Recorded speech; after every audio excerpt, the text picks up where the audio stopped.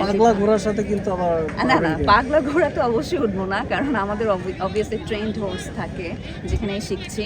So ওখানে অনেক trend করা থাকে, তারপর ট্রেনার থাকে, সব কিছু মিলে আর কি অবশ্যই ভালো কিছুই হবে। আর দেখা যায় আমাদের আর্টিস্টদের জন্য স্কিলটা অনেক ইম্পর্ট্যান্ট। দেখা যায় যে কোনো কাজে হয়তো আমার ডিফারেন্ট রোল প্লে করতে হচ্ছে, ওখানে দেখা যায় হয়তো এমন একটা স্কিল লাগছে যেটা আমি যদি জেনে থাকি আগে থেকে, ওই রোলটা আমি প্লে করতে পারবো। সো এটা আমার জন্য ইজিয়ার হবে আর কি। কোন প্ল্যাটফর্মে দিয়ে বেশি ঝুঁকছেন?